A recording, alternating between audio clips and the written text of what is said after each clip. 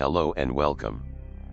I was just having a look for the newest UFO sightings online when I came across this story in the Telegraph. Thousands of US government documents on UFOs are available to search online for the first time. The files, which include pictures of supposed UFOs and interviews with those who say they encountered extraterrestrial life, are drawn from Project Blue Book, a 17-year-long US Air Force study into UFO reports. While Project Blue Book has been declassified since the 1980s, it has only been available to view in American government archives and in scattered postings across the internet. Now, for the first time, Project Blue Book and two smaller government studies are accessible in a searchable online database. The 129,491 pages contain more than 10,000 cases of possible sightings stretching from the late 1940s to the late 1960s. The online archive, known as the Black Vault, is the work of John Greenewald, a freelance television producer from California.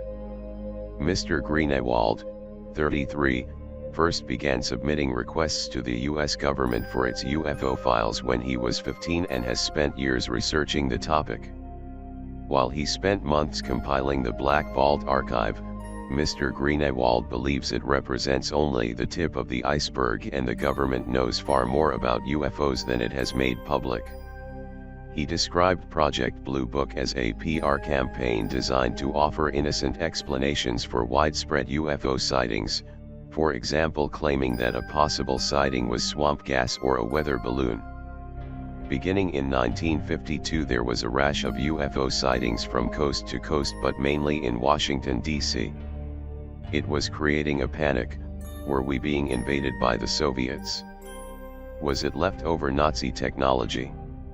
We were barely a decade on from Pearl Harbor and tensions were running high, Mr. Greenewald told the Telegraph. Blue Book essentially became this public PR campaign to calm people's nerves.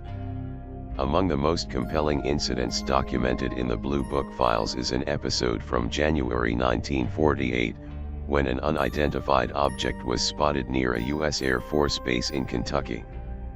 4 P-51 fighter aircraft were dispatched to pursue the object, which one pilot described as a metallic object of tremendous size.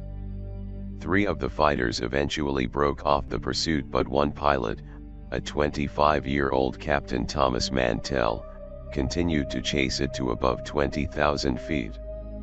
The pilot then apparently blacked out from lack of oxygen and was killed as his plane crashed to the ground. These were the most highly trained military pilots in the world, but there was something about this object that meant he wouldn't break off his pursuit, Mr. Greenewald said.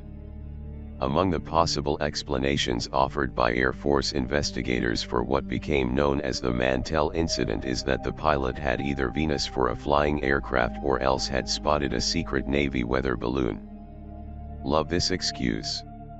If it wasn't for weather balloons they would be lost for words. What do you think? Until the next time, bye.